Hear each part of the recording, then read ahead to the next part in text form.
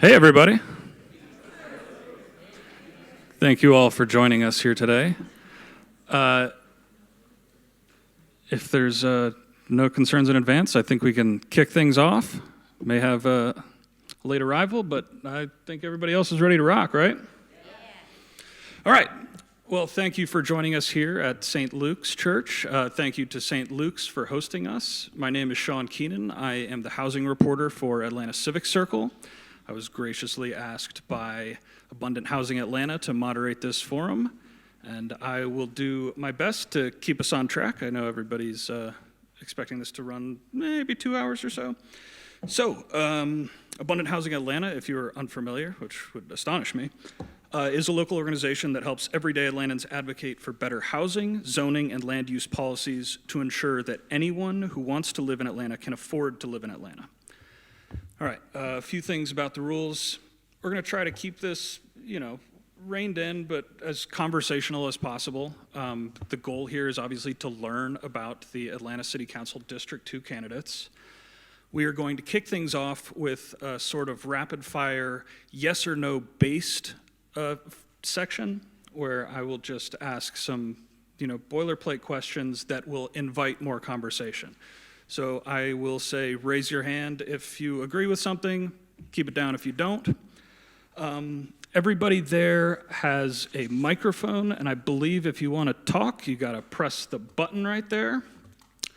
Only 3 people can be talking at once, so if, and don't. Only 3 people are technologically able to talk at once.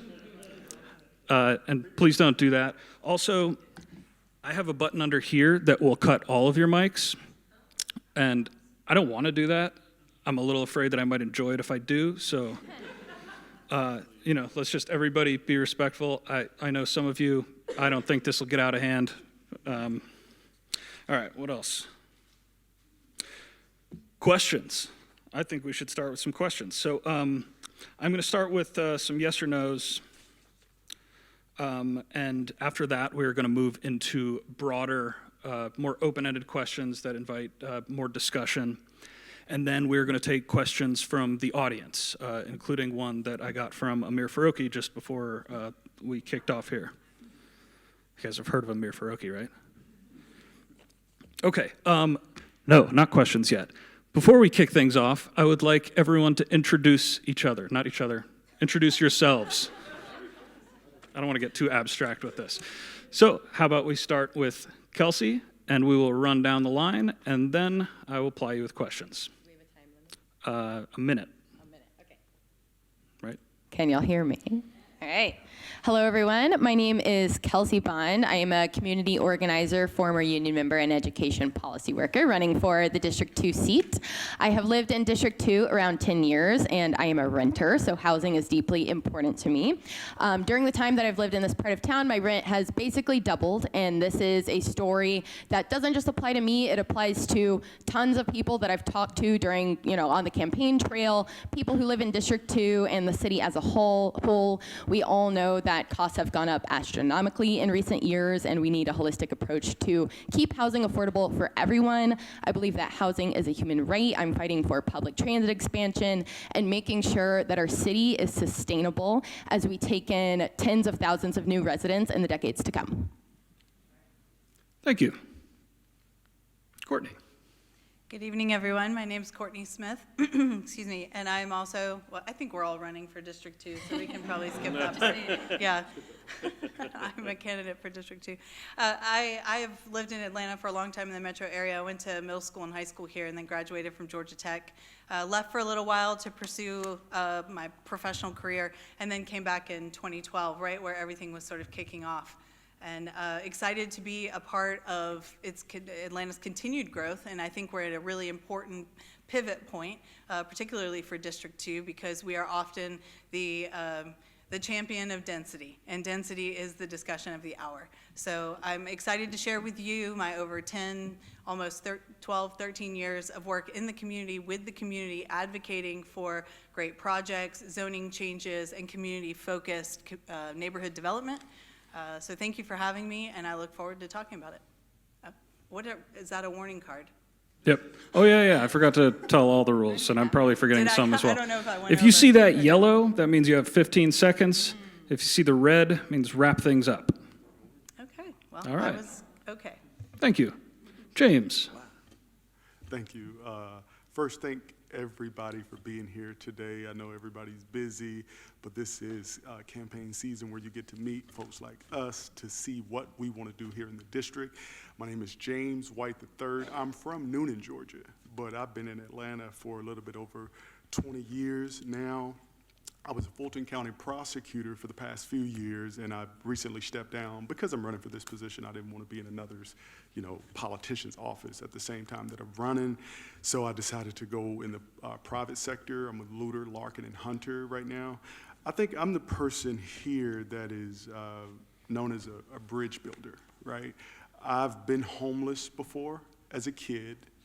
I've been homeless as an adult, and housing means a ton to me, and hopefully you guys will get to hear just how much today. Thank you. Thank you. Rod. Is this thing on? I'm Rod Mack, and I'm honored to stand before you today as a candidate, a 50-year activist, and supporter of all things Jackson, King, Young, and Franklin. As a Grady baby, I believed in Atlanta, its people, its resilience, and its creativity all of my life. District 2 is the heartbeat of Atlanta, from the historic Fox Theater right there to the varsity's greasy food, where we got heartburn and we loved it. And I hope to earn your vote. Thank you. Forgot to write down heartburn questions. Jacob, you're up. Well, thank you all so much for being here. Really means a lot. My name is Jacob Chambers. I'm a software engineer and professor, and I am running for District 2 because I believe that Atlanta is at a really, really important inflection point. We all know that the cost of housing and the cost of living more broadly has become much, much higher, and for many people fundamentally unaffordable. I'm deeply invested in this as someone who is renting myself. I want to buy. Not only do I want to buy in Atlanta, I want to buy in District 2. This is the place that I want to call home. And not only that, I want my future children to be able to call this city home. I do not believe that the people living in the city right now should be the last generation who can call Atlanta home, and that's why I'm running right now to fight hard to make housing affordable for everyone in our city. Excellent. Thank you, all of you. We are going to start with a few yes or no's and segue into some follow-ups. The first question I'd like to ask, raise your hand if you are a homeowner. Raise your hand if you are a renter. Interesting. Okay. I would like to call on Jacob to explain to us how being a renter has influenced or informed, rather, your policies on addressing our housing crisis. And Courtney, I would like you to tell us about what being a homeowner has taught you about the challenges of our housing market and what it's taught you about, I guess, some of the policy gaps we have here in the city. So Jacob, I'll let you fire first. So being a renter, as many other renters, my goal is to become a homeowner. We have built the American dream around this idea of owning a home as a residual or a very resilient store of wealth and an investment. And something I'm very, very worried about is that in our city, we have seen a shrinking in the availability, particularly of what we used to call the starter home. It has become extraordinarily hard to build or develop small, affordable homes in our city, and a lot of that comes down to our zoning policy. And as a member of the Atlanta City Council, I want to reform our zoning policy to make it easier to build the starter homes that my parents' generation, their parents, were able to utilize to get onto the ladder of home ownership. And I think there's a lot often of conflict between the idea of homeowners and renters. I don't think it needs to be that way. This should be a collaboration where people throughout the city, whether you're renting for a long time, a short time, or you want to own a home, everyone has a space in Atlanta. Thank you. Courtney. Well, you didn't include a category. I am a property owner that rents to people as well. Yes, I was actually going to follow up with that. Okay. as a personal homeowner, we were fortunate to come in and buy in 2012. We got a great price for our house. I'm not sure that we could afford our house that we have today had we not purchased at the right market timing. As a homeowner, you have a lot of costs, and I think what is most apparent to me is that a lot of people aren't able to afford to stay in their homes. So I think that mechanisms that allow people to age in place and stay in their homes and afford to renovate their homes are important things to invest in. Grant programs that we have through Invest Atlanta are good to continue in place. Property tax support, and I would also if elected, I would like to look into adjusting the APS contribution for individuals over 65 like they do in Cobb County. I think that adjustment would be an important help in keeping people in their homes. I would also want to, I think I already said community land trust. I'm sorry, I have a lot of things swimming around. No, in that's my right. head. Well, we can get to community I think land that we trust a should little expand I think we should expand the use of community land trust so that, am I over time? Okay, but there was the second part about being a renter, a property owner that rents to individuals, and my husband and I have made it a point to keep our rent below market. And what people don't understand is that keeping your rent below market keeps it rented. Thank you. Yes. Okay, I was a little caught off guard by the initial hand-raising response. So most of you are renters. Raise your hand if you're a renter because you feel that you cannot afford to own a home. Kelsey, would you talk about that? Talk about how that informs your policy platform. All right. So something I've been thinking about a lot is I actually like being a renter. I don't seek to own a home personally, although, I think that it should be more accessible for people who would like to do that. But something that we do have to consider is that as our city grows, we are going to have to embrace density, and that means multifamily housing. And I would personally really like to see more options for families for renting in not just single-family homes, but multifamily housing. That is something we really have a shortage of here in Atlanta. I might like to have kids someday. I don't necessarily want to own a home, but I definitely could not fit a child in my one-bedroom apartment. And, I think about how when you're a renter, you are so precarious, and I'm constantly afraid that my landlord will just indiscriminately raise the rent and cause me to move. I think that renters also deserve the right to put down roots where they live in the neighborhoods where they're familiar, where they've grown accustomed, where I see that I'm at time. But we need more long-term permanent affordability solutions for renters as well as families. Thank you. I'd like to jump to James and Rod with this next question, which is, something of a follow-up to the previous one. Or before that, let me have another raise of hands. Do you support allowing missing middle housing types in neighborhoods currently zoned only for single-family development? Raise your hand if you support missing middle in single-family communities. Missing middle is non-traditional. Single-family development is a single house on a single plot of land. Then we have multifamily, which is apartment complexes. Missing middle is what Atlanta is severely lacking, which is townhomes, duplexes, accessory dwelling units, tiny homes, things of that nature. Do you support having those in traditionally single-family neighborhoods? James, I'd like you to explain your answer then. Why do you feel that way? Well, when I think about housing myself, just going back to my story, as a kid, I remember getting off the bus one day and all of our furniture was kind of outside. And none of the other kids really knew it was my stuff, right? Like, I knew it was my stuff because I knew the color of the couch and I knew my game system and stuff. And going through that kind of experience, it does something for me. So when you talk about these different housing types that we need that can actually help affordability for folks to actually live in some of the places that right now is not affordable, I welcome that because I think about places like Inman Park, and I hear a lot of talk about, well, we don't want density here, in certain kinds of places.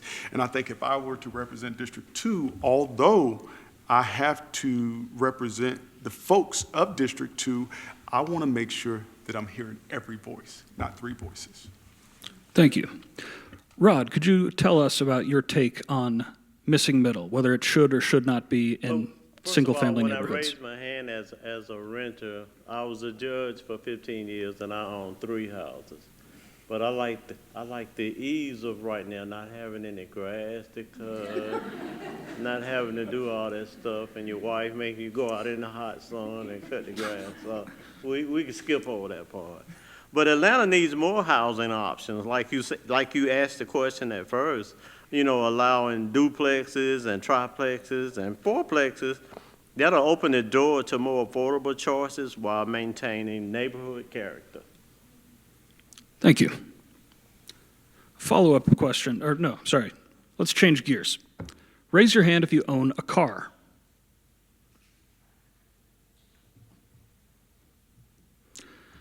Required parking makes housing more expensive, takes up land that could be used for homes, and discourages walkable, transit-friendly neighborhoods. Raise your hand if you would support eliminating parking minimums for new housing development.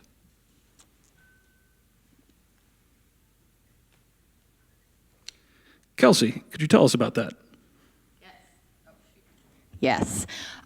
So again, as I said in the beginning, I think it's really important to pair transit expansion with housing. Housing is a super important prerequisite to transit expansion and making sure that new transit initiatives are actually successful. They guarantee ridership.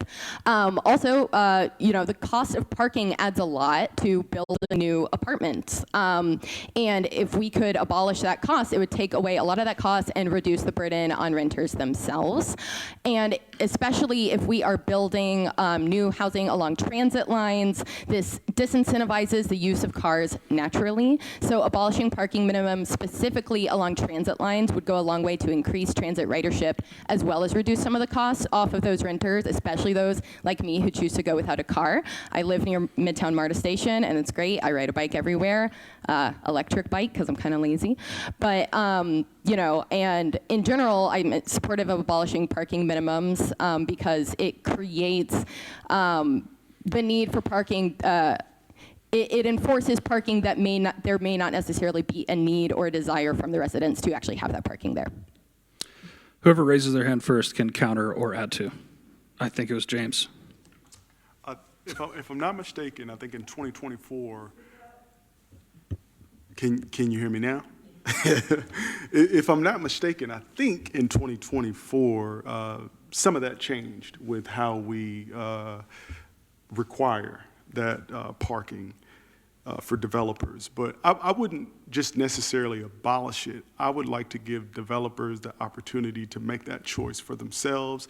They are the ones that are coming in and developing that area. I think they know whether they can, make that possible for us or not. But I also think about development going up, and the spillover happening, and some folks are just, it causes all kinds of parking problems for people that actually stay there now. Because it's just development after development after development after development. So I think leave it up to the developers if we can, but if we do choose, let's not make it a solid yes or no. Let's talk about it. Let's involve folks to make sure we're making the right decision. Thank you. All right, I have been reminded to remind all of you that there are note cards on each of your chairs, and that in, 20, 30 minutes, they will collect these cards, or I guess they're collecting them right now, submit them to me, and then I will read your questions aloud. Raise your hand. Actually, I want to get you guys involved as well. Everybody, raise your hand if you know what inclusionary zoning is. Okay, we got a pretty knowledgeable crew. How about over here?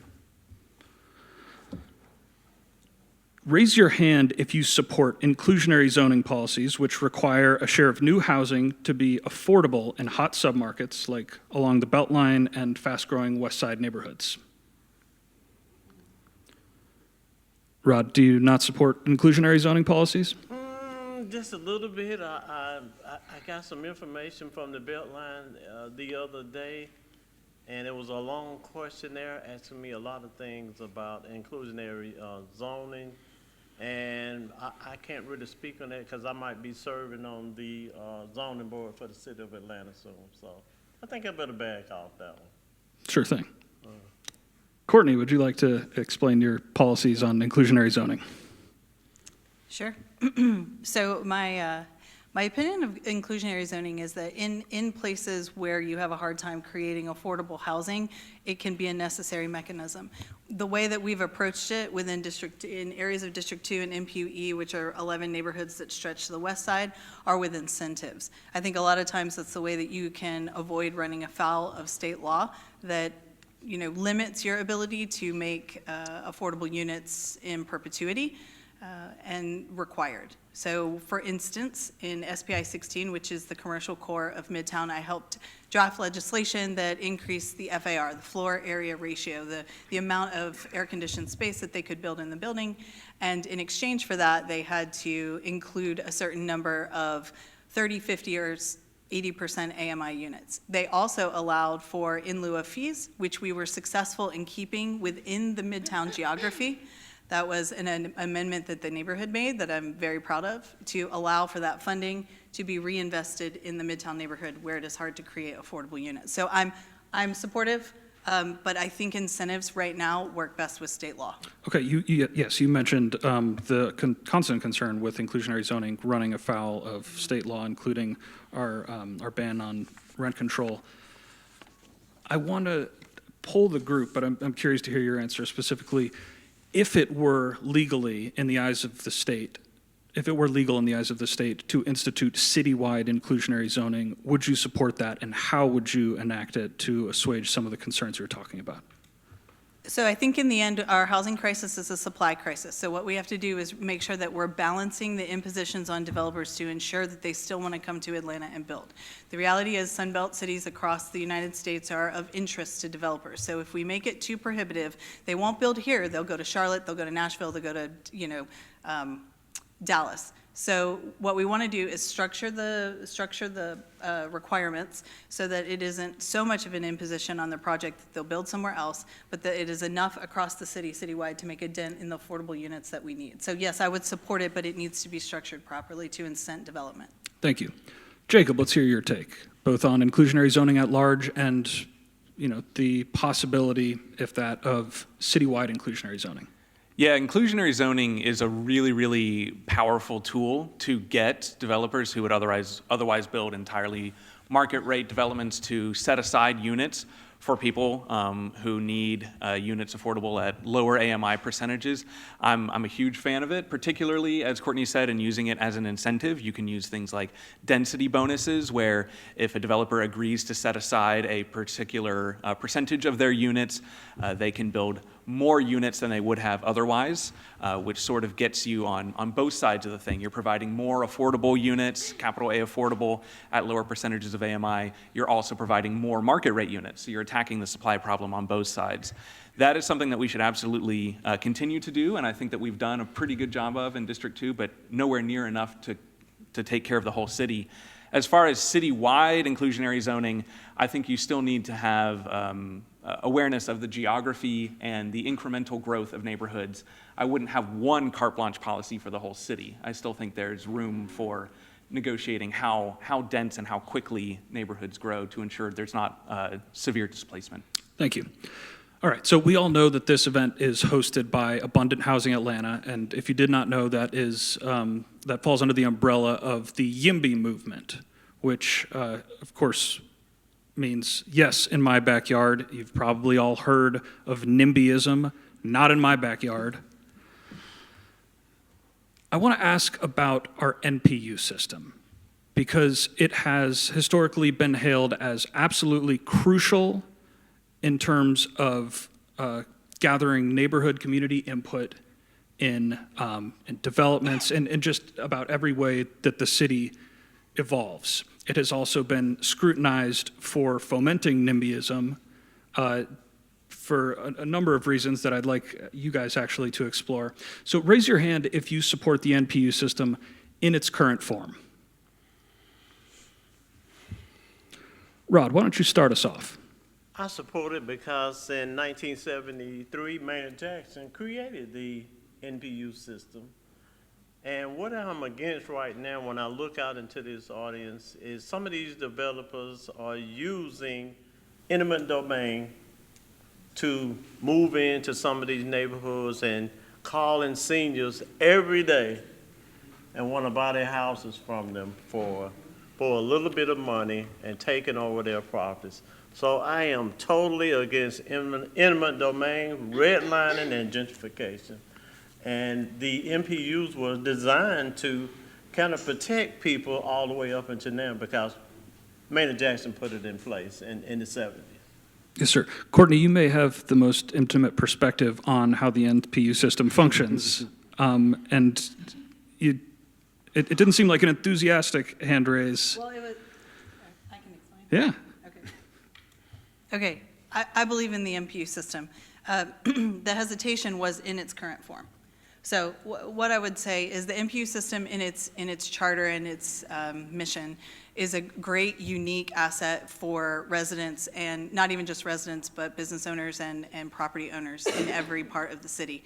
It is a unique model where you as a community get to have an opinion on city actions that you're taking, and the city has gotten much better over the years of paying attention to the NPU opinion. It doesn't get immediately adopted in every case, and not everyone participates in the NPU meetings. And see, that's where the problem is, in its current form. So I see that the NPU system could be an incredible asset, even more of an asset than it is today, if more people participated in it. So over the last few years, since COVID, NPUs have gotten better about being virtual, recording their meetings, making their websites better. I think if we continue to improve all of that and get more people involved. But I will tell you that I'm also happy the city has a balance. You don't only have the MPU system, you have committee hearings, you have the BZA, you have the ZRB, and you have your council members, so you have so many layers. The NPU is one. Yeah. Thank you. All right, before we move on, does anyone want to give their take on, or rather pitch a way to fix the NPU system, Kelsey? So, hot take.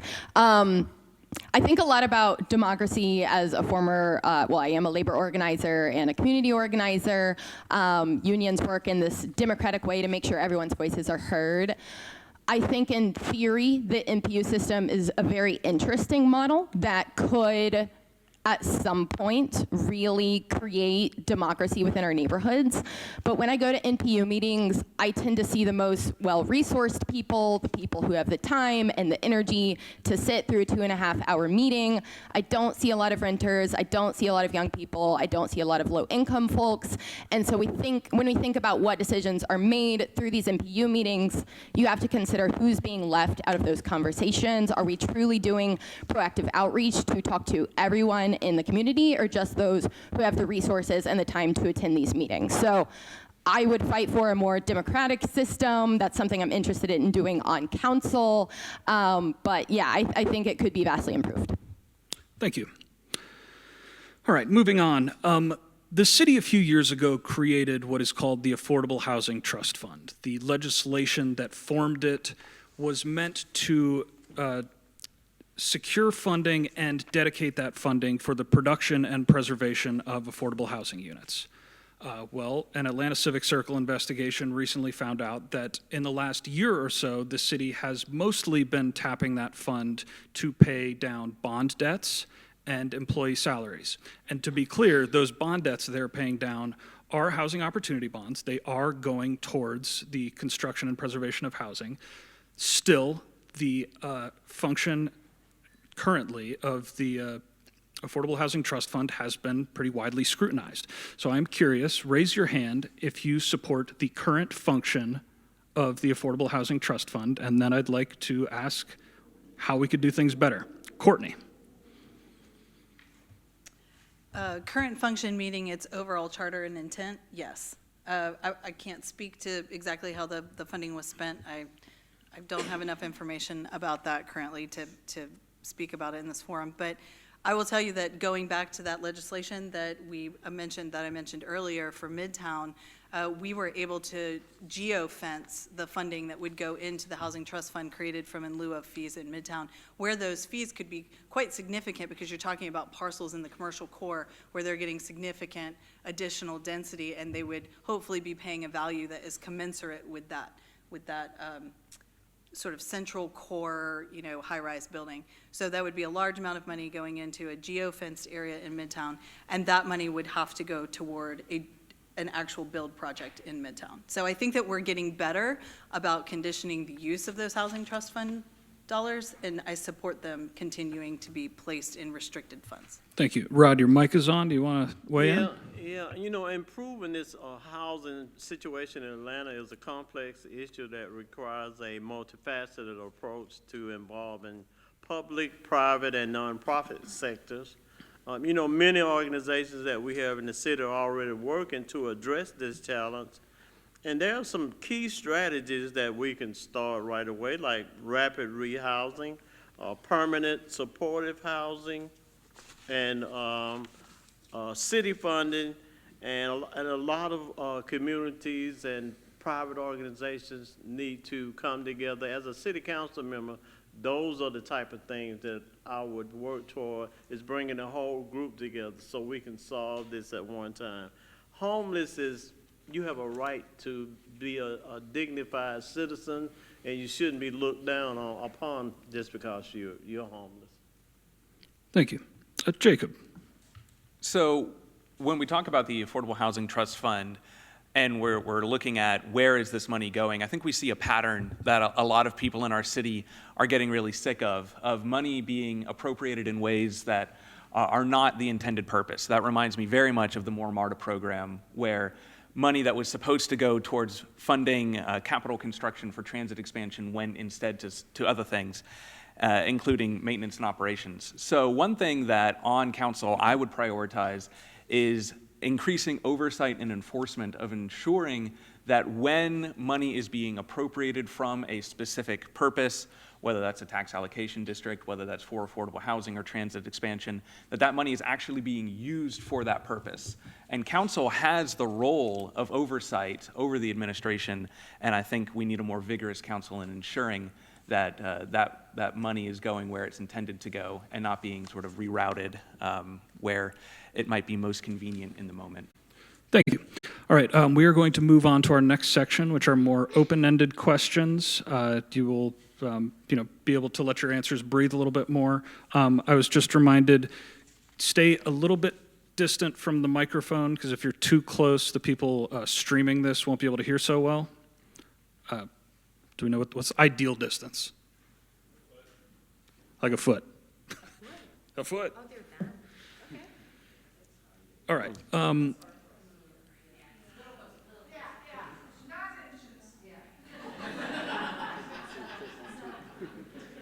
Can you hear me now? She said, Alrighty. I want to pick your brains about a few specific developments that are impacting the community that you aim to represent, either directly or indirectly. The Atlanta Civic Center, which is right down the road in one direction. That way. The Atlanta Civic Center has been mostly languishing for like a decade and a half. There have been developers selected to redevelop it. There have been developers who bailed on redeveloping it. There have been new developers selected to redevelopment. Now the project, I believe, unless it's gone through another iteration since I last wrote about this, calls for about 1,500 new apartments over on that pretty massive plot. About a third of them would be priced as affordable to people making less than the area median income. I spoke to Amir Faroqi about this not long ago during, I think, the last time Atlanta Housing passed a measure that moved the project forward. He said maybe 1,500 is not enough. I want to go down the line and ask your take just broadly on how we are envisioning the future of the Atlanta Civic Center. Kelsey. How long do we have? A minute? Okay. I actually have the... Let's call it a minute. Okay. Yeah, I mean, this property has been sitting vacant for a while. I think that the best target when we think about new housing is where is there vacant land? Is there an underutilized building? Where is there a parking lot or a strip mall that's just sitting around and really not adding a lot of use value? This is a great location to build new housing. I'm in favor of more new housing. Like, I have no problem with density. If we can add more units and, the property can sustain that, I think it's great, and I don't have that much more to add. Thank you. Courtney. So the Atlanta Civic Center site is a transformational project that has a current developer, has won the bid and is working on the project, and they're breaking ground on the first building, which is senior housing. That particular property is challenged by a lot of build constraints. I've had the benefit of being a community leader for many years, and unfortunately, because the project's gone through so many iterations of potential developers, I've seen all the different ideas.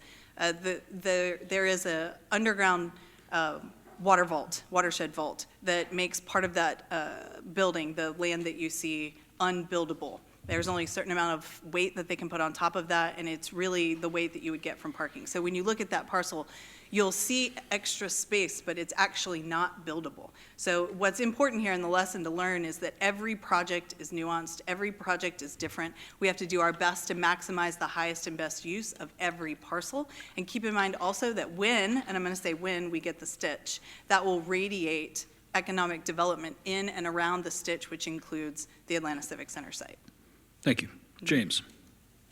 It's pretty simple for me when we have the opportunity to actually put more affordable housing in Atlanta. I mean, right now, I think it's about 6,000. I'm thinking about college students, right? It's about 6,000 units in Midtown. By 2027 is projected to be about 20,000 units. And, young families that can't afford, to be living like some of these prices that we see in different areas. But when we have the opportunity to build affordable housing, we should always take that opportunity to build more affordable housing. Of course, when you mention the things that you just mentioned, Courtney, it is unique. Every place station that we're going to build, it is unique, and we have to be aware of it, right? And when we're aware of it, we're going to do the smart thing in that particular capacity. So, Thank you. Rod. I'm the only candidate sitting here who graduated from in the Civic Center in 1971. My school song was "We Only Just Begun" by Karen Carpenter. And that property is zoned right now for a lot of seniors moving over there. That's going to be an upgrade for seniors. When that place, I saw the plans for that location, and it's gonna house seniors who are right now living on 30% on their income, and when it comes to paying their rent, and it's gonna be a beautiful thing. I fit in that 30%, and I hope to get one myself. Jacob. Yeah, the Atlanta Civic Center has a really transformative capability for the district and the neighborhood. I would tend to agree with, I suppose, former Councilmember Faroki, that 1,500 probably isn't enough if we want to keep up our affordability goals. I think that when we are choosing where to prioritize affordable housing, we need to think about proximity to transit, we need to think about walkability, we need to think about economic opportunities, and the Civic Center nails all of those. I mean, Civic Center MARTA station is about a 10-minute walk away from the Civic Center. That's your transit connectivity. You've got the walkability to Midtown and downtown and Old Fourth Ward, and you have all of the economic opportunities, whether they're in Midtown, downtown, Old Fourth Ward. So I would say wherever we can build and as much capacity as we can build, we should be looking at the Civic Center as really one of the unparalleled opportunities in our city today. Thank you. I want to try to dig into transit-oriented development a little later, but first I want to ask you about a project that is not directly in District 2, but is right next door. It was incredibly controversial. You've probably all heard of Amsterdam Walk. Opponents said it would create more safety issues at an already traffic-choked part of Midtown. Proponents said we need that kind of density in our neighborhoods. At the end of the day, opposition or favor, regardless, it seems like a case of an influential developer, Portman, getting its way in the recent zoning debacle. So I'm curious to hear everyone's take on Amsterdam Walk. Let's go backwards this time. Jacob. First of all, let's give honor to Mr. Portman. Sorry? Let's give honor to Mr. Portman. Is he? Mr. Portman? Uh-huh. Yes, sir. Yeah. Oh, I mean, no, Let's he's give a honor legend. to him, because he invented some skyscrapers downtown Oh, Atlanta. yes, sir. That was- I would that's never out of this disparage world, Mr. Portman. all the way over into another country. Absolutely. He is a very talented person. So I do not disagree with you. Let's give him his praise. And as far as the Amsterdam Walk, I have listened to both sides, and I really don't see what the problem is. You know, accusing it to be unsafe to certain parts of Atlanta or Midtown. I just don't see that. So that's just my take on it. Jacob. Yeah, Amsterdam Walk was a very long and drawn-out process, and I think at the end, it's one of those design by committee things where I feel like nobody really ended up particularly happy with what we got. I think we could have had the opportunity to build something there that could have had a lot of affordable units, that could have been really well integrated with the Beltline and Beltline Rail. I think that what we got is okay, and I think that we are going to end up addressing a lot of our supply issues through the construction of Amsterdam Walk. But at the same time, there were so many missed opportunities that were left on the table. There are, I would say, far too many parking spaces that were allocated for that development that could have gone towards providing more affordable units or towards nudging people onto the Beltline. And I think it really demonstrates when we do these one-off zoning reforms for these big developers, we often end up with these miasma of this back and forth that ends up with nobody truly being happy, and we all get a half measure. We need a comprehensive zoning redesign for our city, and I'm sure we'll get into that a little bit later as well. Thank you. James? I kind of want to focus on what you said about influence. As a future councilman, I would not be subject to the kind of influences that happen that changes things. Let's have a real conversation about how things happen when we talk about who gets what, to build what and where, right? Relationships are influential sometimes. Money is very influential sometimes. And I think the person that you want to be the next councilman, you don't want that person to be influenced by some of this stuff. And I won't be influenced by it because I've come from nothing. Let me be very clear with you, from nothing to where I am now. God has given me everything I need in life. I don't need nothing else. I want to do this to actually represent the people. And if we're going to do that, we're not going to do it by being sided by influence. Thank you. Courtney, and maybe you could reflect on what that controversy says about our sort of philosophical debate over car dependence, transit-oriented development, connectivity to the Beltline, things of that nature. Your take on Amsterdam Walk. Okay. Processing your secondary. Sorry, I'm throwing a lot at you. Yeah. I had an answer, and now I feel like I need to adjust it. Okay. My thoughts on Amsterdam Walk are that parcel can hold density, just to be very clear. I think it should have increased density on it, and it should be of higher and better use to our housing supply crisis than it is today. I think that when you attempt to put extreme density in an area of the city where they don't currently have it, it is critical that you have a process that feels inclusive, where you have a lot of people weighing in, everyone feels like they had a chance to form conditions that would then shape that project. I agree with Jacob. I've said this in many forums. I think that what happened with Amsterdam Walk is that infighting and angst and tension started to form the final the final project that everyone got.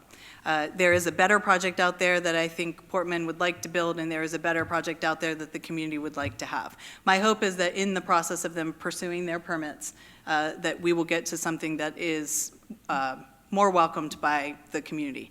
I also want to say that one of the challenges with that project is that Monroe Drive, that complete street project has not been completed. It's woefully overdue. It's 10 plus years overdue, and part of the problem with getting community to imagine a development being there or anywhere is when they do not have the improvements that have already been promised that would make that project more palatable. Sorry, over. I tried to layer in everything, transit, Nailed it. housing, yeah, I mean, I I did my appreciate it. best, Sean. I'm throwing curveballs, so if you even swing, I'm impressed. Kelsey. I think Amsterdam Walk was a huge missed opportunity. That space, there was a lot of parking lot that was taking up a lot of space and not adding a lot of value. It's also along the Beltline, which is a great location for new housing. We've been purposefully adding density along the Beltline with the intention of eventually building rail. I'm a strong advocate of Beltline rail, and again, pairing housing and transit. Had Beltline rail, if unfortunately the plans for the East Side Beltline rail have been pivoted, meaning that it very likely will not be covering the area by Amsterdam Walk. If Beltline Rail were a reality, it would be an excellent location to add ridership to Beltline Rail. I think this is a great location for density, but unfortunately I agree with Jacob. There was way too high of a parking requirement in the specific building, which again is going to exacerbate the traffic along that street, which is the #1 concern that I've heard from residents in that part of town. So this would be an issue that I would try to proactively work with the community to try and get those concessions to reduce the parking minimums, but also add more affordable units. It's an imperfect project that could have been slightly better. All right, James, I want to start this next round with you. And this is a bit of an abstract kind of philosophical question. I'm curious if you could share your own personal definition of NIMBYism and explain what role you think it plays in the evolution of Atlanta's built environment. That's tough. So, coming from an underserved community, I've lived in a housing complex where folks are making money and the folks who live there are surviving, right? A place that makes crime thrive because, underserved and economic conditions. And when, that's one thing I've seen and now I'm on a whole nother scale, living in a whole nother world for the most part.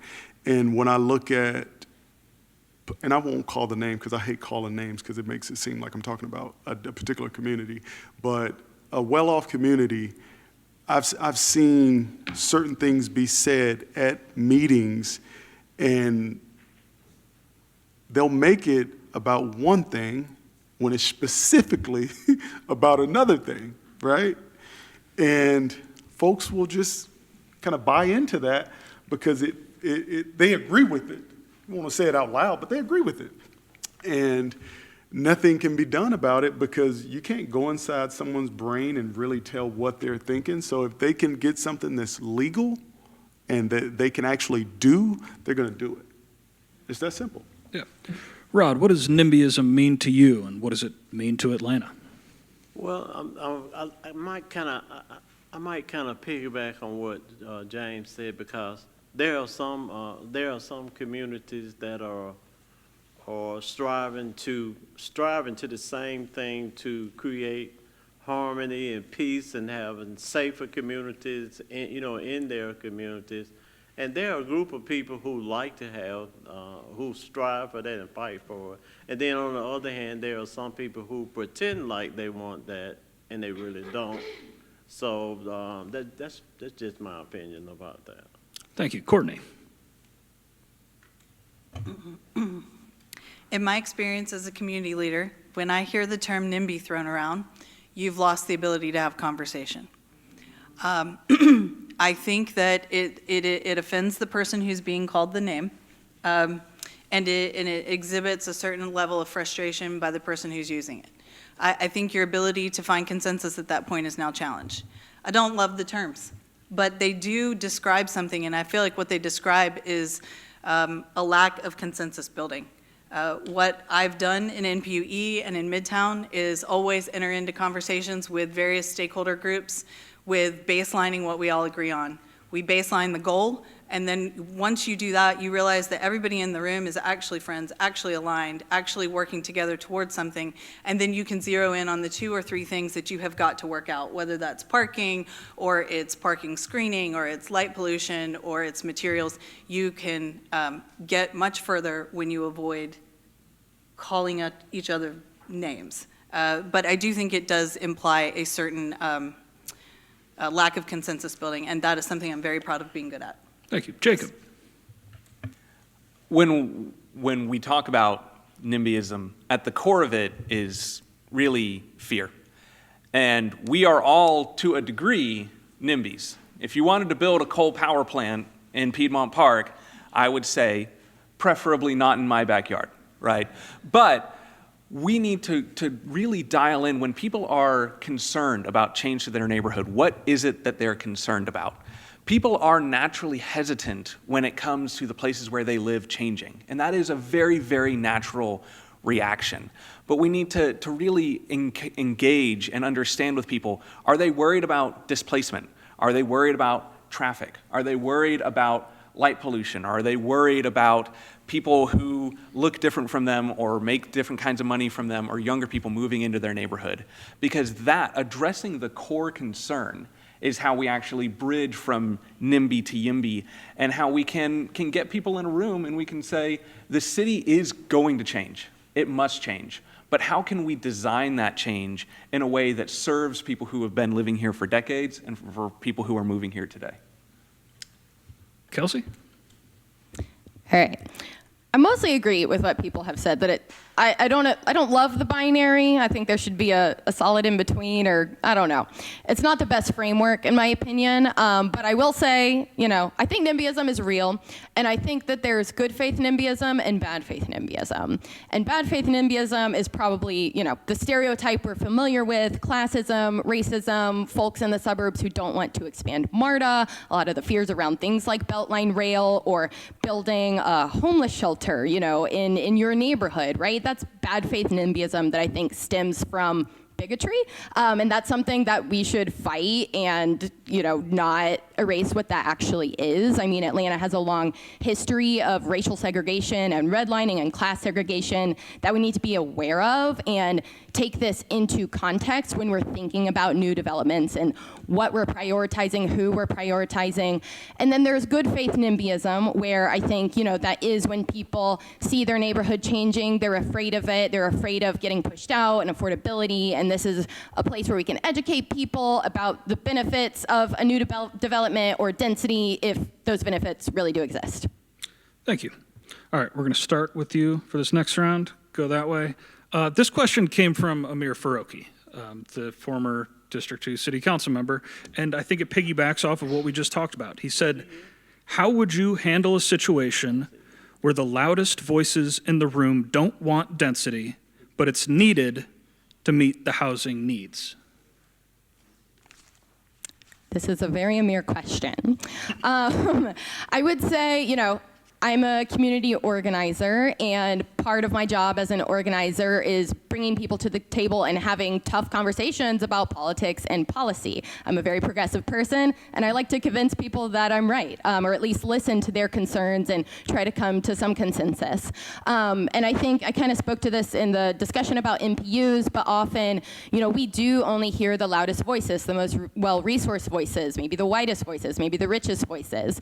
And as, hopefully the next city council member for District 2, I'm very committed to bringing people into the democratic process who don't tend to be heard, young people and renters and lower income folks. I'm interested in, not just navigating through the MPU system, but hosting community town halls and Q&As and policy teach-ins, because, we really have a lot of people who don't understand how the city works. They don't understand how public policy works. And I think that's our job as elected leaders, to reach out to everyone, hear their opinions, bring them to the table, and make sure we're not just listening to those same 300 people or whatever number who tend to email you the most. Courtney.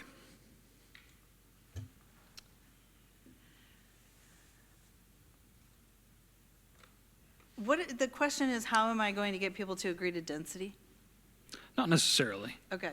I think the question is about when there is a vocal, whether it's a group, just a group of neighbors, an organized group, when there is a vocal majority or minority saying, we don't want this, but maybe the experts say, this is how you house people.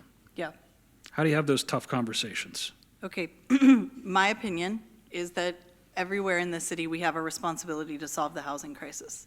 So I don't believe, being a Midtown resident and a Midtown leader for many years, a lot of people look to Midtown to shoulder density, and that's okay. We can, and we have places where we can continue to shoulder more density, and we will. And part of the reason I want to represent District 2 is because District 2 is full of neighborhoods that understand that responsibility. So we're going to do great work together in District 2, adding to housing supply. But I don't believe it's exclusively District 2's responsibility to supply the units that the city needs, the housing supply to solve the crisis. So I think everywhere in our city has a responsibility to find appropriate locations to add density. Now, in some places, that will be what we call gentle density. In other places, that will be high-rise, high density, medium density. I think I would encourage District 2, where we can embrace the highest density. I don't expect a lot of pushback. I will be a partner to my colleagues on council who do get some pushback from their more single-family areas to help them learn how to create gentle density in those areas. Together, we will solve the crisis. Thank you. James. Not many folks have had the opportunity to sort of live two lives like I have. And when I think about it, I've asked myself this question numerous times. Because I said to myself, if I represent District 2 and it's a community that constantly tells me, hey, we don't want that here, and I represent them, am I not under an obligation to do what they have told me to do as their representative? I think I am. So I asked myself, well, what can I do in that situation? And I said, well, James, reach into your bag of tricks and figure something out. And what that means is, I think back to when I was in college, and the Attorney General, Alan Wilson of South Carolina, he said, well, James, you've been on both sides. I want you to get with the Richland County Sheriff's Department and with the underserved communities. I want you to bridge the gap. You've seen both sides, bridge the gap. So how would I bridge this gap? I would go to that community and I would make sure more voices are at the table to make sure I do get the well-rounded voice rather than just the few voices that are always coming in, that are always writing and are always calling. So I would try to make sure I get the most voices, but if this is what the people want and I represent them, that's exactly what they're gonna get. Thank you. Rod. When I'm elected to District 2 as the city council member, I'll be committed to housing near transit and job centers. That reduces traffic, it cuts costs for families, and makes Atlanta more livable. I support building more homes in these areas, even if it means added density. That's my take on that. Jacob. So you had kind of two parts to your question there. The first was the loudest voices in the room, and the second is the experts say this is how we house people. So I am a very data-driven individual. I'm an engineer. I look at things from a systemic problem-solving lens, and I will follow the data to its logical conclusion. I think as a leader, you have not just the authority, but you have the responsibility to make the right choice for your community. And it may not be the choice that the loudest voices in the room are demanding. Part of that comes back to who are the people in the room. You have to take their voices into consideration, but you also have to consider, and I come back to this time and time again on the issue of housing, there are future generations who have not been born yet, who are going to need a place to live in this city. And we have to be thinking about them. We have to be thinking about Atlanta in 2100, not just 2025. And as a city council member, I will make room for those voices in my decision-making process, not just the incumbents who live here, but the people who are moving here, the people who are trying to buy here, and generations who haven't even been born yet. Thank you. So we've been talking a bit about the complexities of trying to foster housing affordability while also accomplishing the impossible task of keeping everybody happy. That is something that has been spotlighted by the planning department's effort to rewrite our outdated zoning code. This may be a tall order. I'm wondering if everybody in 30 seconds can explain their dream zoning code. I'm just talking about, right? And if, obviously we don't need to get into the nuts and bolts, but just tell me, what does the ideal District 2 look like to you? Built, walkable, bikeable, drivable, whatever it looks like, just paint a picture for us. Rod, kick us off. To me, it looks like safe and thriving neighborhoods. We need partnerships between residents, APD, and local organizations to make every block feel secure while protecting civil liberties. We need a connected transportation, MARTA, bike lanes, sidewalks, and the Atlanta streetcar must work together so people can get where they need to go, even though it'll be down until 2028. Inclusive growth, from supporting small businesses to attracting new jobs, we must ensure that prosperity reaches every corner of District 2, not just a few blocks.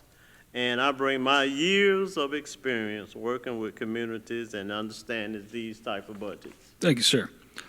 Jacob, and let's keep it tight. Like we're talking density here, let's densify your answers. All right. So specifically, my ideal zoning code, and I've had many, many late nights, thinking about this. My ideal zoning code is one that embraces the reality that cities do and must change, and it builds the capacity for change into the zoning code. So allowing neighborhoods to slowly and incrementally densify over time, rather than having these really tight, inflection points that we fight over for years, knowing that if you're in a single-family neighborhood now, it will be possible in several years that duplexes will be allowed. If you're in a townhome-dominated neighborhood now, it is possible that a small apartment building will be built in 10 years' time. Thank you. And building that change into the zoning code. Thank you. That answer wasn't dense enough. Let's get denser. Courtney, you were talking about how D2 is the champion of density in Atlanta. I'm going to talk in bullet form. Heck yeah. It looks like ATL zoning 2.0 being adopted next year so that we have a new framework to work from. It looks like working with property owners to potentially upzone their zoning code so that we don't have to go through a rezoning for someone to be able to build. It looks like standardizing variances that everybody gets granted today so that builders can build faster. And it looks like appropriate density in the neighborhood that reflects what the neighborhood can support so that there isn't pushback and we can get the housing supply as fast as possible. You didn't even get to the red card. Kelsey, can you beat that? This is just for District 2, or the whole city? How dense can you make your answer? Up to you. Don't get to that red card. Do state preemption still exist? This is your dream zoning code. Okay, dream? Yeah. Okay. Well, I think that in my dream Atlanta, we would have standardized, sorry, I'm getting tripped up because I'm excited. We would have way more of the ability to build dense multifamily housing all over the city that's truly and deeply affordable without state preemptions. I would love to actually have a cap on rent and permanent affordability in the form of social housing or land trusts because way too many people are getting priced out, and we need to make sure that the city is walkable, bikeable, transit-friendly, and affordable for everyone. James, zoning. For me, just density near MARTA, near job centers, for shorter commutes for folks, less traffic. I stay in Midtown. I hate traffic. Let's be clear about that. So anything that we can do to make communities safer, stronger, and shorter commutes, that's what I'm about. That was the densest answer yet, I think. This next one, sorry, I have so many questions in front of me, and I want to make sure we keep time, but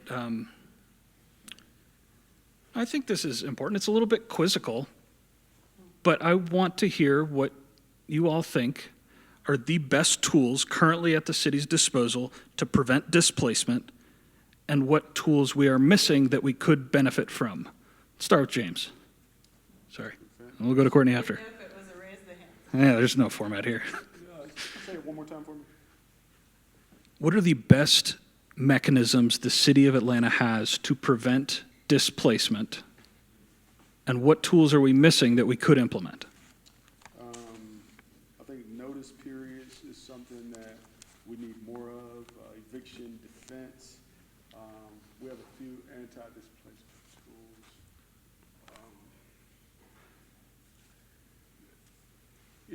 A lot of folks, so when we talk about displacement, I think 04th Ward is done this more than any other part of the city in District 2, in fact, of Atlanta.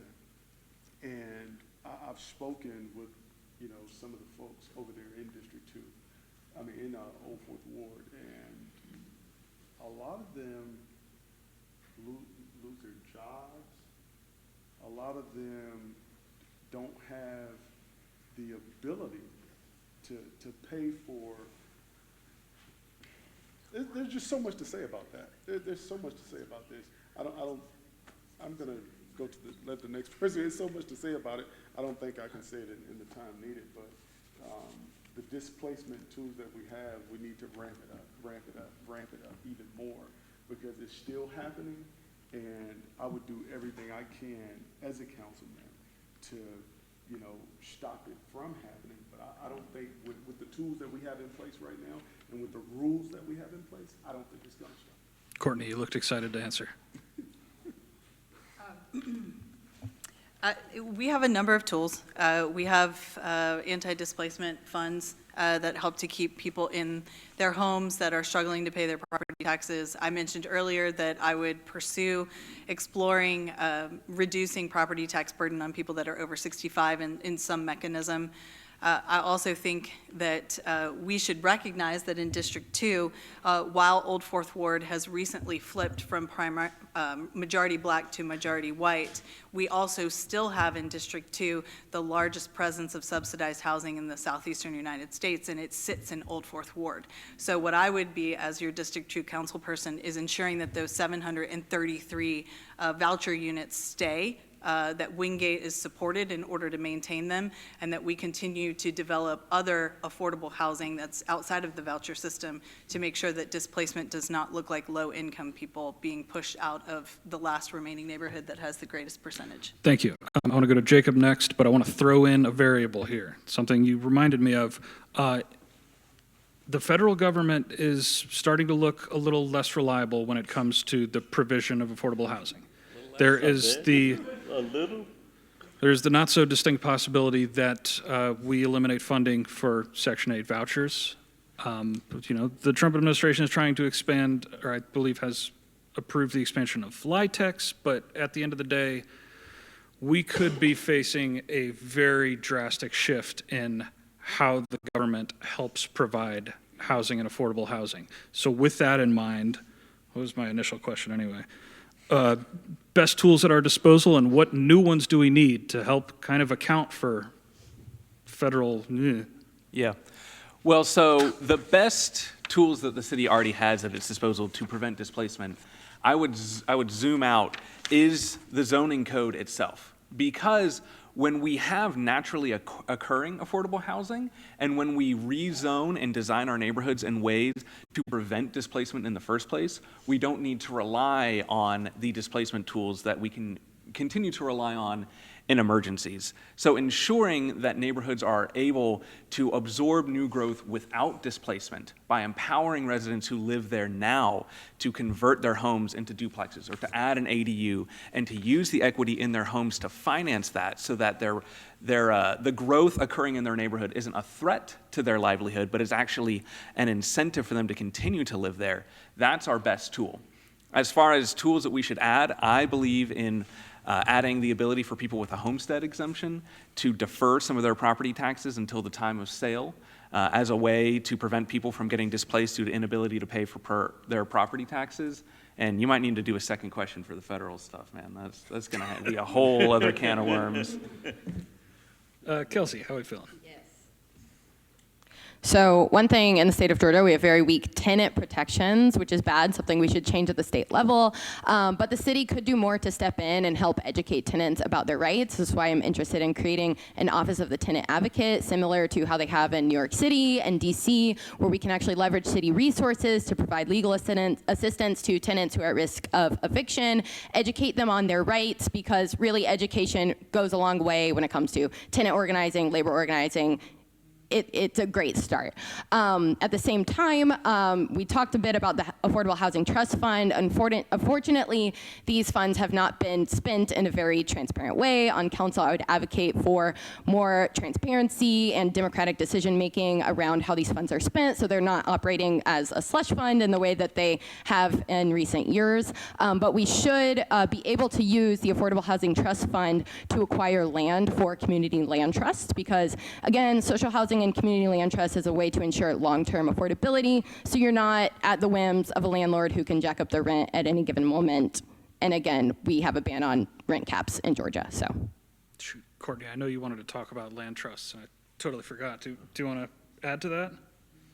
Community land trusts?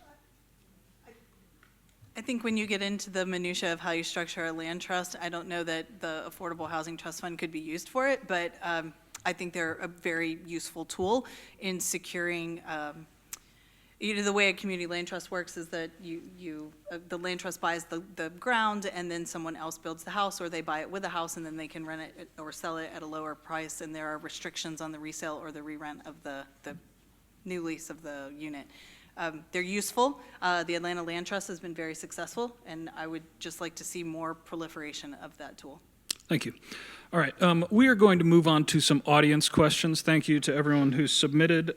We certainly do not have time to get through all of these, but there are a few with common themes that I will try to just blend together. A few of these questions remind me of a Civic Circle story we published, I think, yesterday about a few class action lawsuits against Fulton County. And the lawsuits alleged that the county had retroactively clawed back homestead exemptions from homeowners whose spouses or parents died. And the homestead exemptions were in the deceased's name. And so all of a sudden, these people have like $20,000 bills for back taxes. This is all, just context for a few questions like, where do property taxes go?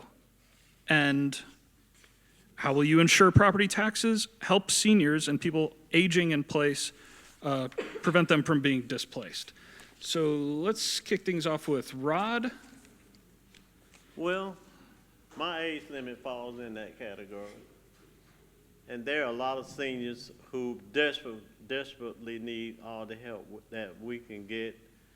And we do have somewhat of being in a good position that we are 62. And so we can enjoy some of the perks from the property taxes. And at some point, we're not even liable for taxes, especially income taxes.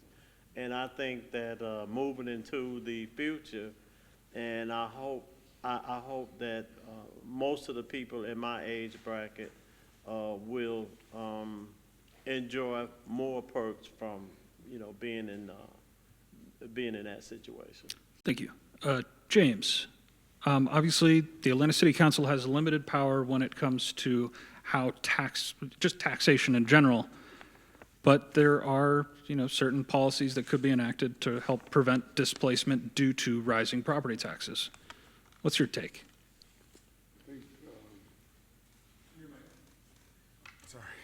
I think that we have to create new policies for several things. Let me just.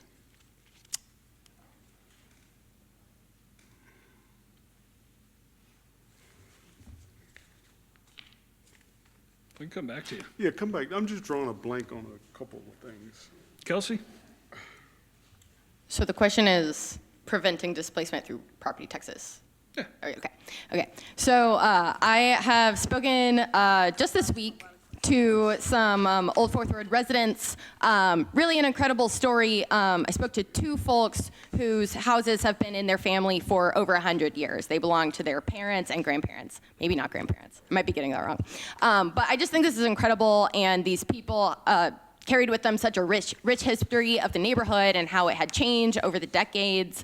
And I think it's truly criminal. Something they told me is that, they're called up every couple times a year by some developer asking them to sell their home, right? And these are aging seniors who want to age in place. And something that I think is criminal is how much folks' property taxes have exploded in recent years, something that's completely out of their hands, and they're getting pushed out of their own neighborhoods, and these are legacy residents who have been here for so long.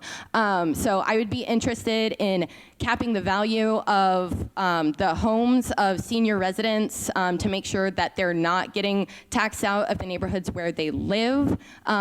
Also, senior home repairs to make sure that they are able to keep up with their homes and not have to move for other reasons. Thank you. Where did I start this question? Yeah. Courtney, you want to go? Okay. So the question was, where do our property taxes go? That's what you said, That's right? actually written down. Yeah. I have an idea of where they go. Okay, so your property taxes are 25%. 25% of your property taxes come to the city of Atlanta, 25% go to Fulton County, 50% go to APS. So, Atlanta Public Schools. I got told the other night I used too many acronyms, so I'm trying to be better about it. So that 25% that comes into the city is essentially going to the general fund, unless a portion of your taxes goes into a TAD, a tax allocation district.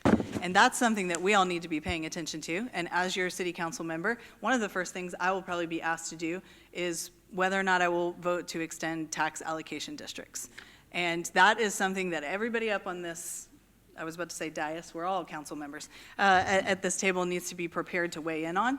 And there is an art to the usefulness of TADs, and then there is also a need to sunset them. And so I will be committed to understanding that and extending TADs where they are still developing they're still contributing to economic development.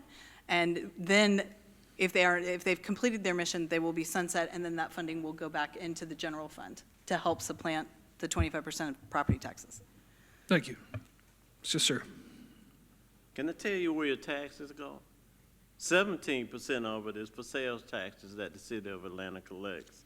16% of it is for utility fees and alcohol tax.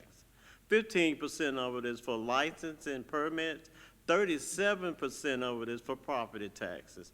And 10% is for something called other, a little sketchy, I don't know what that's for.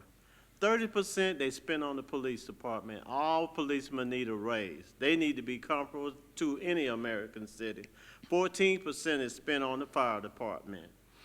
Another 14% is spent on non-departmental, I guess that's probably the employees with the city of Atlanta.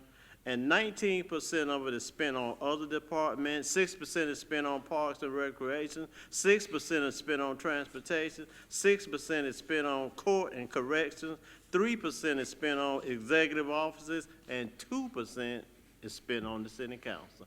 That's where your money goes. Brought receipts. All right. Jacob, did I already ask you this question? No, you haven't. All right. Go to town. Yeah, it's getting late. So as far as keeping seniors from being displaced, that I hinted a little bit at a big policy that I think could really be useful, and that is allowing people with a homestead exemption, particularly those on fixed incomes, to defer a portion of their property tax bill until the sale or transfer of the home. And what that would allow is for people who are aging in place, particularly those on fixed incomes, the property taxes are still being collected, but if and when they choose to sell their home, then the property tax bill comes due. Because the challenge with rising property taxes is that, especially for people who are cash illiquid, who don't have a large liquid amount of money in their account, they are still, benefiting from the rise in value of the land, but not unless they sell. So if we are able to ensure that rising property values actually empower people, especially through empowering them to take out a home equity line of credit to build an ADU or an extension on their home, we can make sure that people aren't displaced by rising values, but actually benefit from rising values without having to move. Thank you. All right. Can you come back to me now? James, finish us off here. Let me tell you why my mind went blank. So, again, I work with Luder, Larkin, and Hunter. It's a real estate firm. So I have this conversation all the time. And when you asked the question, my mind went to, let's see if anyone knows what this document is, the initial disclosure statement. Everyone knows what that is. So initial disclosure statement is about the property taxes. And it says initial because it changes quite frequently, annually typically. And so when you talk about doing this for the elders, and I'm not sure exactly what we can do, legally as a council member. I intend to find out, but I would like to see, by a particular age, whatever age, we come up with 60, 55, that we base those taxes, especially if they've been in the community for a number of years, we base those taxes on their income, whatever income that is. Not some basis that goes across the board with everyone, but individually, what is their income, and that's how we base the property tax. Thank you. All right, we're going to switch gears again here. I don't know if you saw the stack I've got. We will not be able to get through all these. I'm about to bundle 4 of them into one question, and I'm going to kick that off with just a single. I want just an immediate answer, no explanation for this. When was the last time you rode MARTA? Like a week ago. Last month. A couple months ago. An hour ago. Last week? Last week? All right. It's pretty good. All right. Now I'm going to read 3 note cards representing 3 different audience members here. And bear with me and maybe take notes because I'm bundling a lot into this one. Densifying. How would you balance the need for more housing with concerns about increased traffic on local roads from new developments? Since the 2010 census, District 2 added about 10,000 residents, yet GDOT data shows that traffic is declining since 2017. What do you think this says about conventional assumptions about new homes adding traffic? What's your plan for development on the Beltline if no transit is ever built?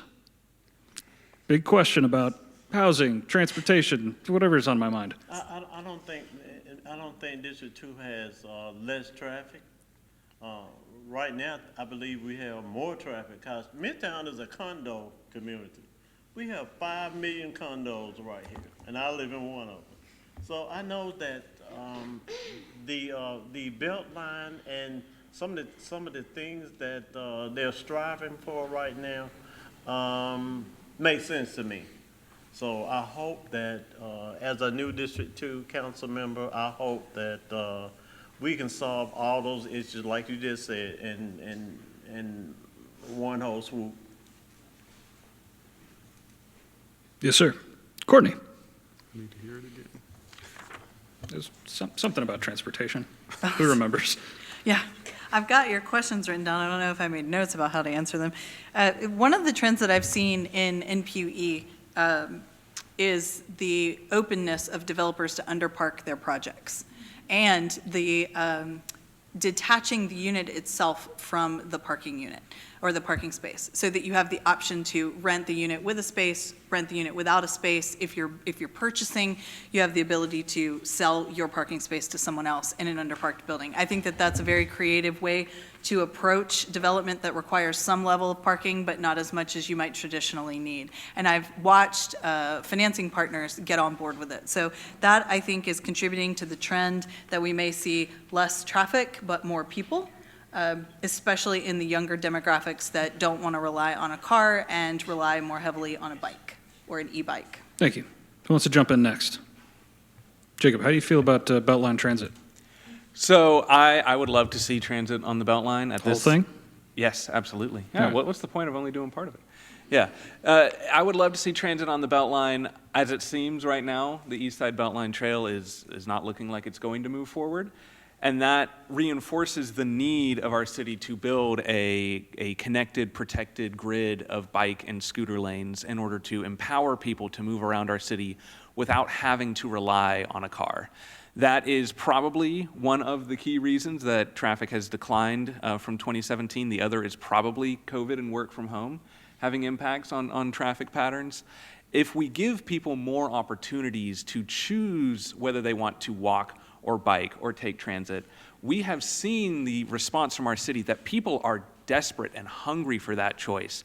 And the city needs to take seriously providing those opportunities, not just along narrow corridors on the Beltline, but comprehensively throughout the city. We've seen what a connected and protected bike grid looks like in downtown. We need one for Midtown, Old Fourth Ward, and the entire city, and we need it before 2030. Thank you. James?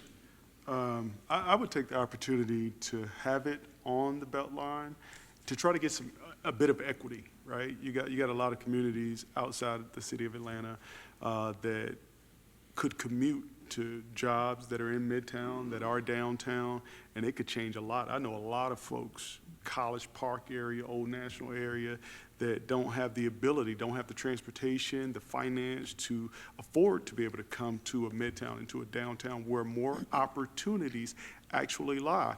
Now, I know a lot of people are concerned about, folks from the outside coming into their part of town, and they're saying, well, they're from underserved communities, and they're from, I don't want them here. And I get that. I totally understand it, but I do think it provides a bit of equity for folks and give everyone an opportunity to grow. Thank you. I'm going to move on because we want to leave at least a few minutes for them to sign off, and then ideally for some of you guys to all hang out and get to know your potential new representative. I want to go down the line. This is another rapid fire answer. Would you support banning exclusively single-family zoning? Rapid fire. In my dream world, yes. Not everywhere in the city. James? No. No. No. I have no follow-ups. No, actually, God, I really want to dig into this one. You said not everywhere in the city. How do you, I don't know, how do you find where the boundaries are? And you're asking me today, right? So if we add density in all the places that should host the density, it's near transit, it's near a great workforce center, it has healthcare and access to groceries and good schools. Those are the social determinants of health. That's where we should be putting, that we should be adding housing. And as we add that housing and we move out, maybe there's a day where so many people want to live in Atlanta that we need to start putting pressure on the more distant single-family neighborhoods. But I think that part of the pushback that we get about density is because we're trying to address it everywhere, and we really need to sort of develop as nodes. And I think District 2 has already been doing it. I'm happy to be the representative that helps continue doing it and spread it into adjacent districts that can host that and have all of those social determinants of health. So maybe someday, but not everywhere today. You said in your dream world, explain where the guardrails would be to make that actually function.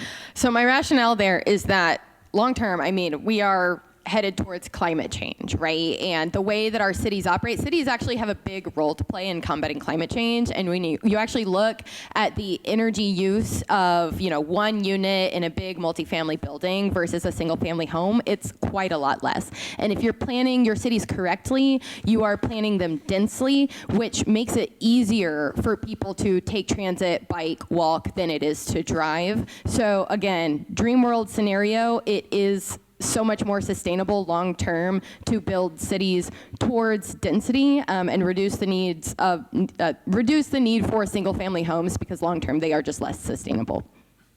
Thank you. Jacob, and then we got to move on.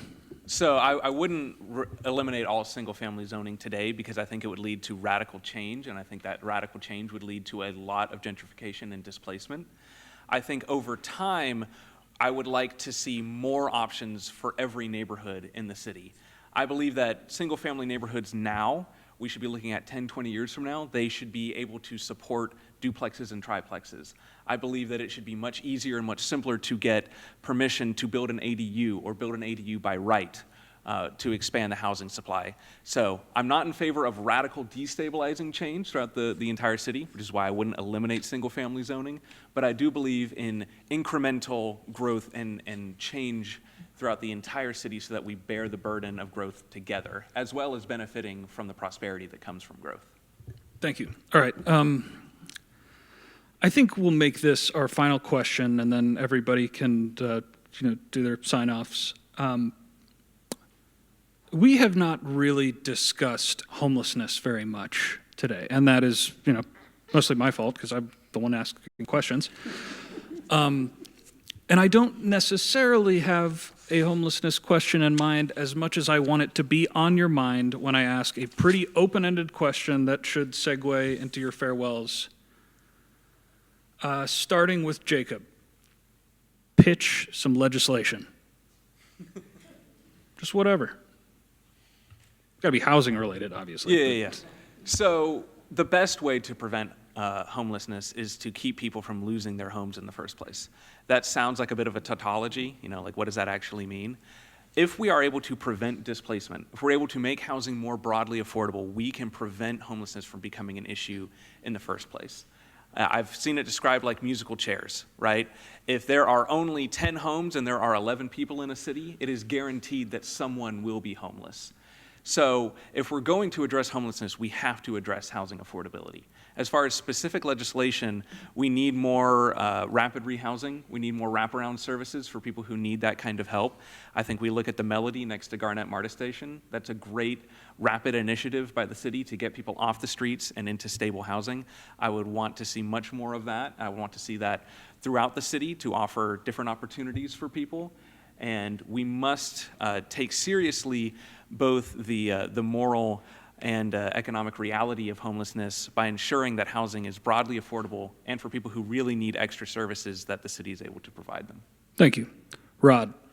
I'm committed to rent and utility assistance and short-term grants to zero interest loans to cover back rent. I'm committed to not evicting people through mediation services and right to counsel and housing court and flexible funds for one-time crisis. And I am so against hospitals, jails, and foster care that don't even think about people before they directly release people back onto the streets in wintertime or summertime. Thank you. James. I think we have to expand supportive housing. Like when you talk about homelessness, a lot of times there's an underlying issue why people are in that position. And a lot of times that has to do with addiction.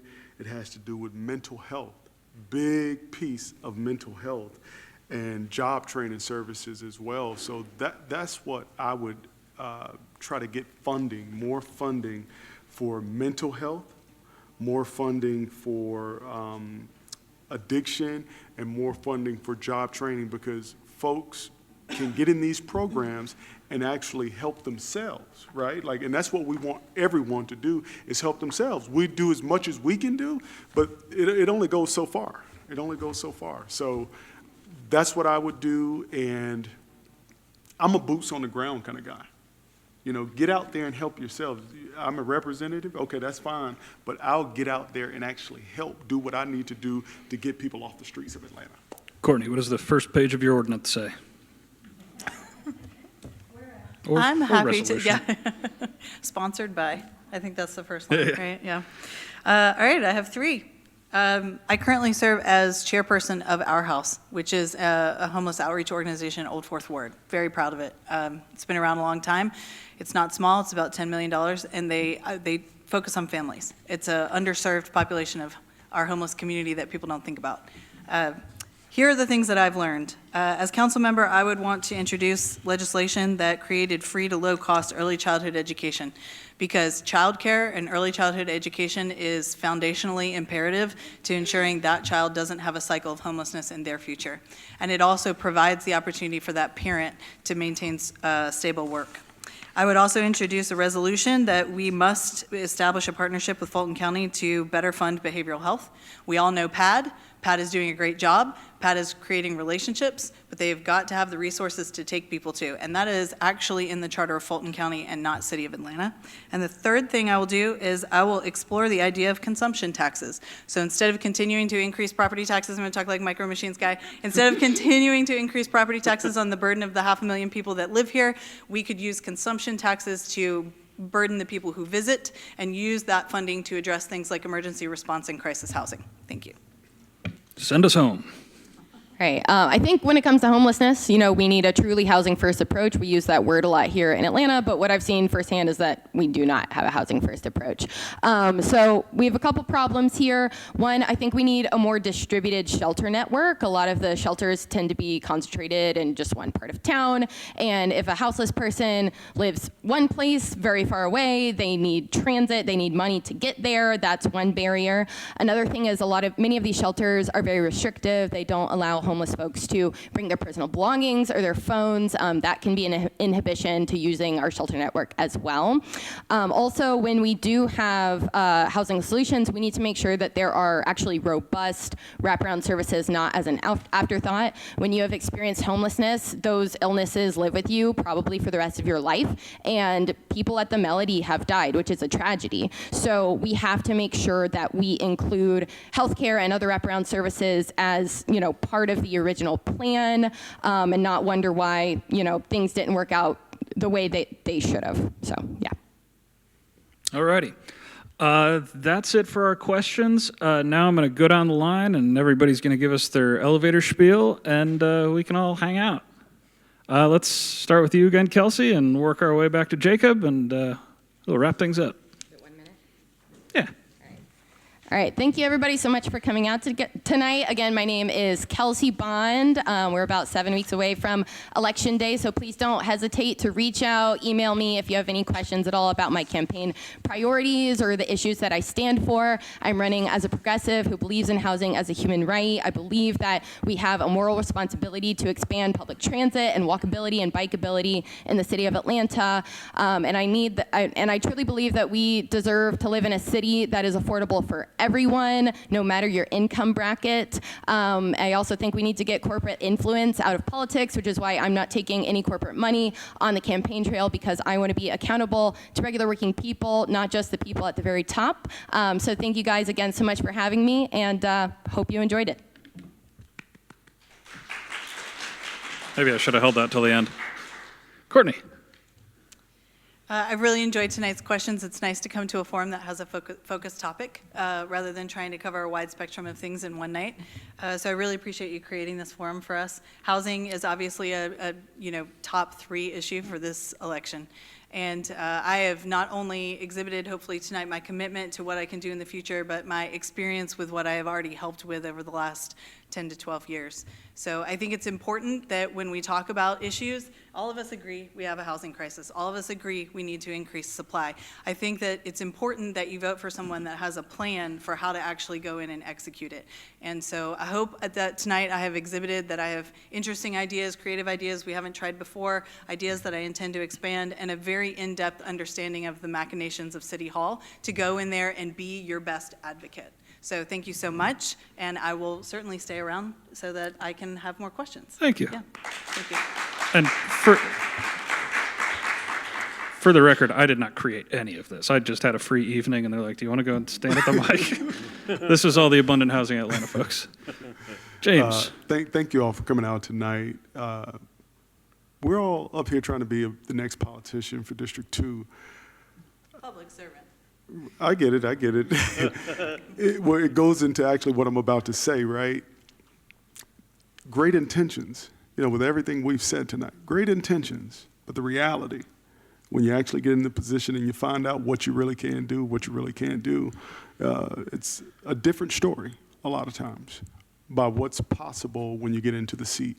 And what I want you to remember about me, again, is that I'm a person that was homeless.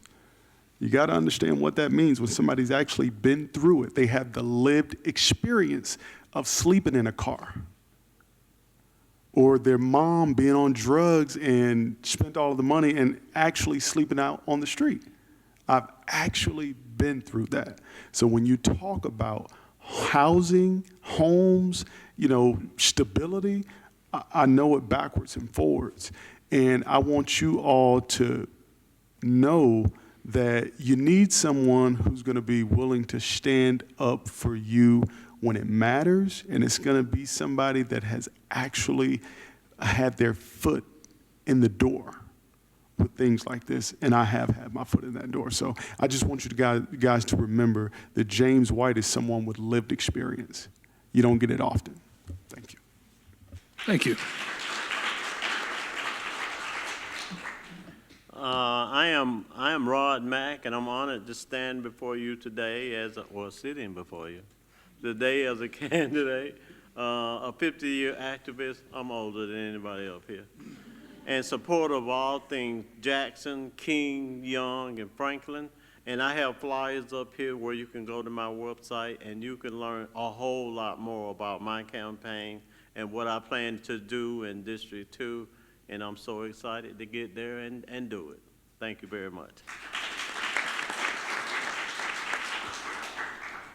Well, thank you all so much for being here. And thank you so much to the people at Abundant Housing Atlanta for putting this on. Can we get a round of applause for those guys? They are absolutely, they're phenomenal. I've been big fans of theirs. My water bottle here has a nice, large Abundant Housing Atlanta sticker on it as well. Well, my name is Jacob Chambers, and this issue is so incredibly important to me, and it's important to me because it's personal to me. This is something that I'm living every single day. I want to buy in this neighborhood. I want to live in this city. This city is such an important part of my family history.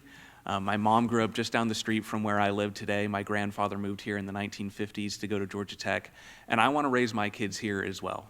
And that's why housing affordability, housing security is so important to me, and it's the cornerstone of the American dream. So if this is something that matters a lot to you as well, I encourage you to look me up, jacobforatlanta.com, and let's build Atlanta's future together. Atlanta has to be a city, not just for 2025, but for the rest of the 21st century as well. Thank you, guys. Thank everyone for coming out today. I hope you had a little fun and learned a lot more than you had fun. I didn't even have to use the mute button. Hey, one more round of applause for all of them.